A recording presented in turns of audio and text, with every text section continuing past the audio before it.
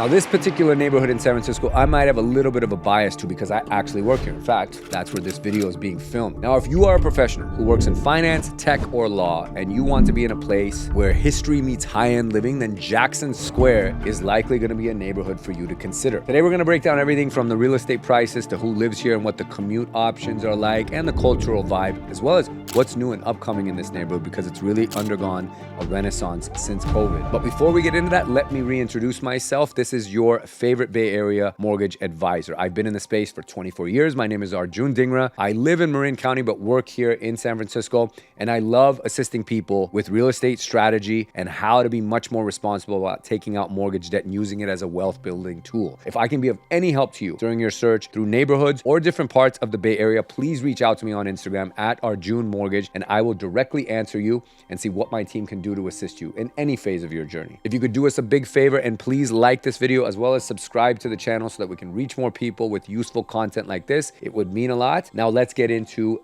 Jackson Square. Now here's an interesting fact to start off our tour here of this neighborhood. Jackson Square is one of San Francisco's oldest commercial districts, with architecture that dates all the way back to the gold rush era. Some of the buildings here actually even survived the 1906 earthquake. Now I mentioned at the onset, Jackson Square blends historic charm with modern day luxury. Now it's not a large neighborhood. In fact, it's very much on the smaller side when compared to the other neighborhoods that we've featured on this channel in San Francisco. But the housing here is very unique and highly upscale. Okay, so where is Jackson Square actually located? Jackson Square, again, is a small historic district that's located just north of the financial district, bordered by Washington Street to the south, Broadway Street to the north, Columbus Avenue to the west, and Front Street to the east. Now, another thing I said was that this is not a cheap neighborhood to live in because there is that elegance factor. As of March of this year, one could expect to pay for a single bedroom apartment anywhere from $3,600 to $4,200. And prices will be on the higher end for a more recently renovated higher end property, especially those in historic buildings. Now, the residential options include a mix of boutique apartment buildings and luxury condos. Median condo prices range between 1.5 and 2.2 million, depending on the size and amenities again. So who lives in Jackson Square? Well, well-compensated professionals, of course, or couples. You'll find a lot of attorneys, bankers, entrepreneurs, and C-level execs that work nearby because of its great proximity to downtown. Most everyone that lives in this neighborhood does not have a car. They love walking around because, again,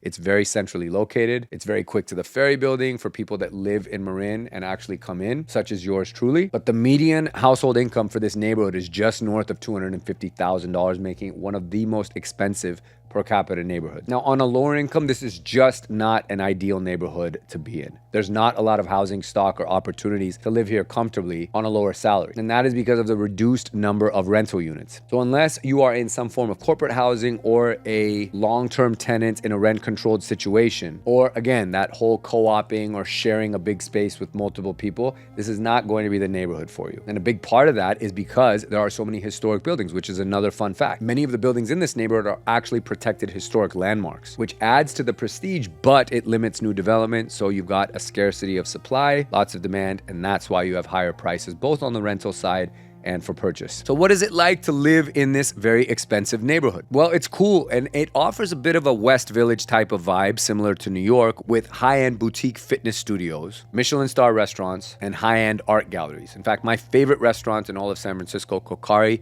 is located in this neighborhood. Bix, Cotania, and the very well-known private social club, The Battery, are all located in this neighborhood. So from a dining and nightlife standpoint, as well as just a social mix, it's a very sneaky neighborhood in that way. And I mean that in the best of ways because it can feel a little quieter. It's also quite small, so it's not always lively or jumping, but there is a lot to do. It's also one of the more walkable and safe neighborhoods in all of San Francisco. Walkable because the financial district is a stone's throw away. You're very quick to the ferry building to get out of the city and head either north or east by way of water. Chinatown's very close. North Beach is also right up the hill. So in just a matter of minutes, you'll be in a totally different world or neighborhood. Residents really enjoy the charm of cobblestone streets, historic facades mixed with modern interiors and smart home tech. It really is a very, very cool neighborhood when you actually get to start to see some of the living situations. Now, here's another really cool fun fact, that Jackson Square is actually home to the oldest drinking saloon in the entire city. The Comstock Saloon is the oldest known bar that San Francisco has. In fact, I think they still only use a cash register and cannot accept credit card payments. So they really have stayed in the historic time. The Devil's Acre and a number of other really cool hidden gems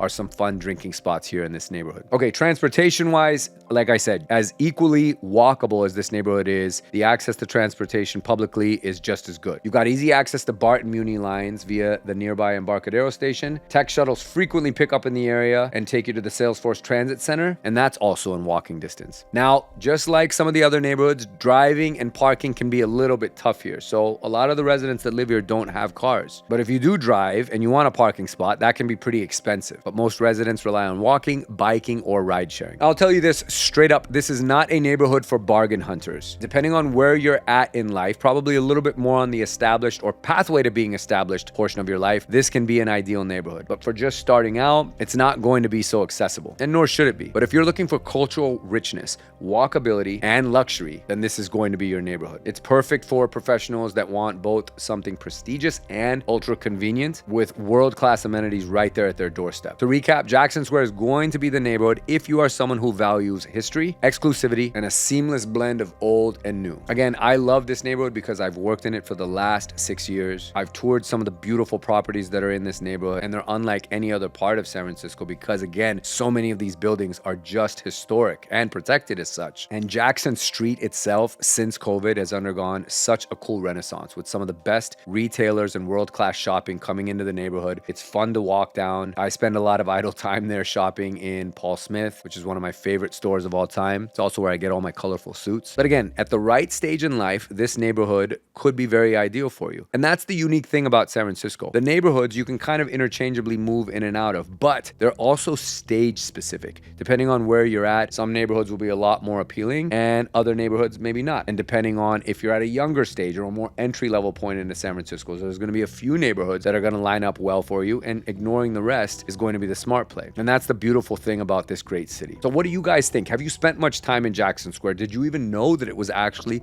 a legitimate neighborhood? Because again, it's so small, you might walk right through it and actually miss it. But let me know in the comments below if you've lived here and you've experienced Jackson Square, if you've been witness to its renaissance over these last few years since the pandemic, or if you didn't like it, let us know. We will keep bringing you these neighborhood tours so that you can make a more informed decision about what goes on in these neighborhoods, what are the economic factors that are driving people in, keeping them there, or even driving them out, what the commutes are like, who exactly is living there, if it's good for your dating life, good for your mental well-being. But Jackson Square is a special place, and I would think a very much hidden gem of San Francisco. So check it out, and we will see you guys in the next neighborhood tour here on my channel. Thanks for watching.